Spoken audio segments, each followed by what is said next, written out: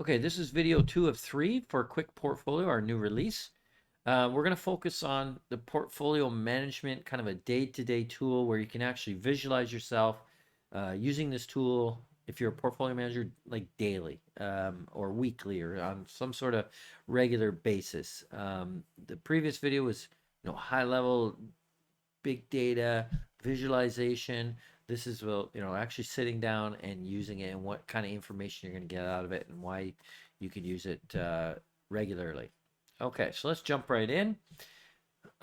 We've got the model open or the app open. The app has all this preloaded data. It's got all these different portfolios along the bottom here. Each tab basically is a different portfolio, and just for preloading purposes, we did it by sector. We said consumer discretionary, consumer staple, energy, and then we did a dividend watch list as well. And you can certainly keep these. You can delete them. You can put in new ones. However you want to do it. But basically, I think this is probably a pretty good way to start looking at it. Let's go over the column headings or sector headings. Let's call them. General. You got your ticker. That's where you're actually going to enter the different tickers. And then the company name, domiciled, sector, market cap.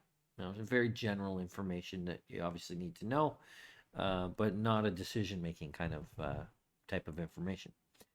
Stock market performance, 3-year all the way down to the daily pricing. Okay, different slices of it.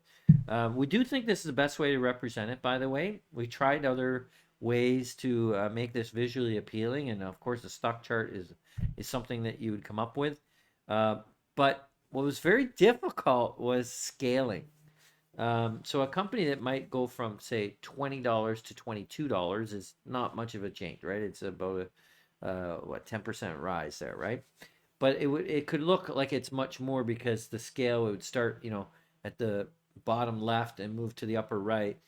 And in a similar stock that went from, say, 20 to 40, the stock chart actually didn't look that much different when you do it stacked, kind of like we have with some of these other ones.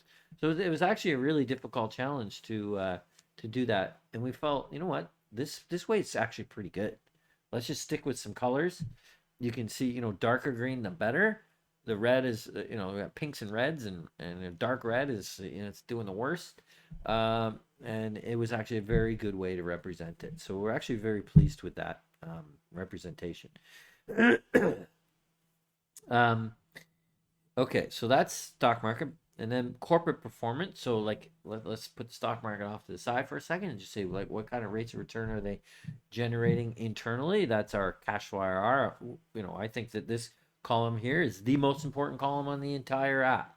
Okay, I want to know what rate of return on capital these companies are generating over time and recently, right? So this is 24 quarters or 6 years. It's a rolling 4 quarters. So every little bar there, and I know, by the way, it's a little bit hard to see in the video.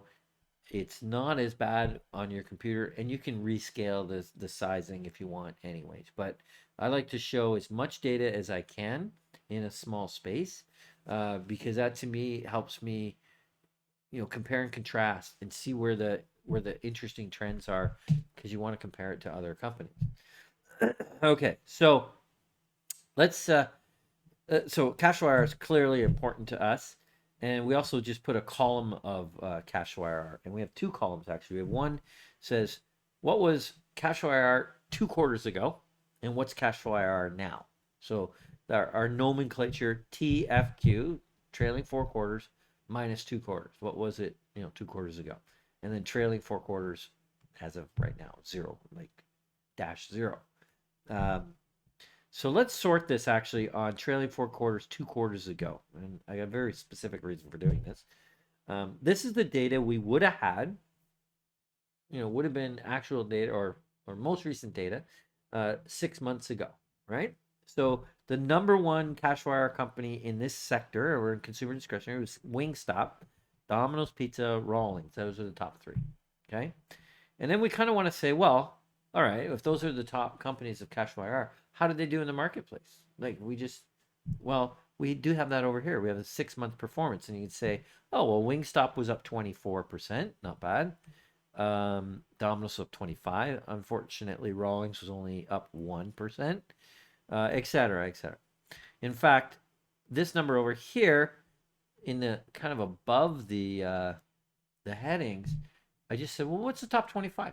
How did they do? There's 156 companies in this sector, but how did the top 25 cash flow IR companies do from the data we would have had back then?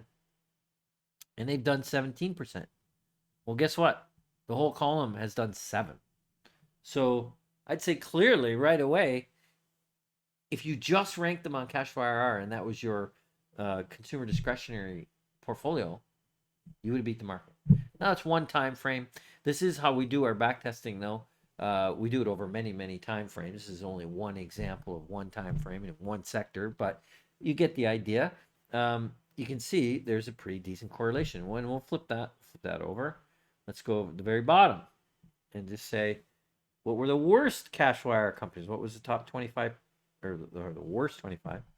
And you see the Macy's was actually up 86%. So you might go right, well, that's a terrible indicator. It's one company. Okay. Look at all the red. It's chock full of red, right?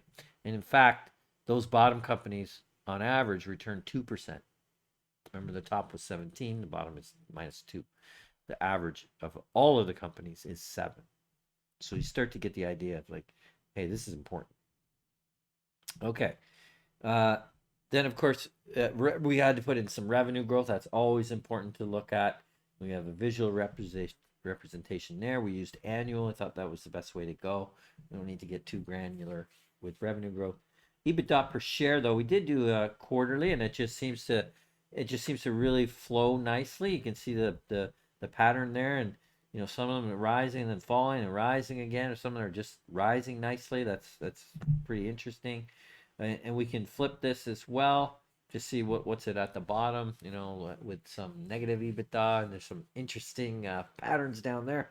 And a lot of these make a lot of sense. Okay, Carnival, that's the cruise line, I believe, sailing along, and then all of a sudden it's negative because of COVID.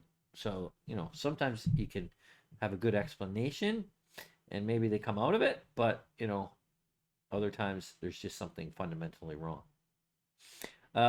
Okay, and then valuation, and we like to keep it simple. We do have a whole valuation model, but for this purposes, we have PE and we have EV EBITDA. We prefer EV EBITDA. It's a cash flow number, not an earnings number. So we think that's the best way to go there. Then dividends, last sector or section, I should say, is dividends. So we got dividend growth, dividend yield, and the payout ratio.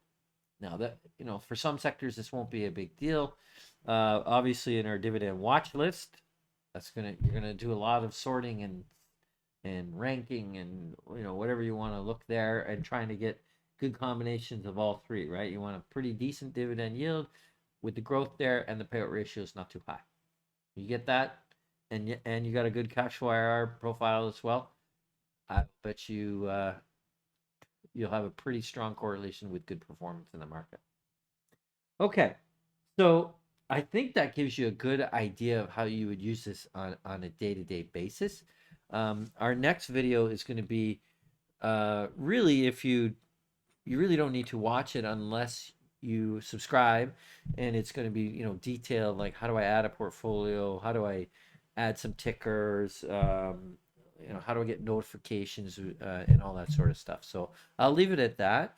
It's more of a training video once you've actually subscribed.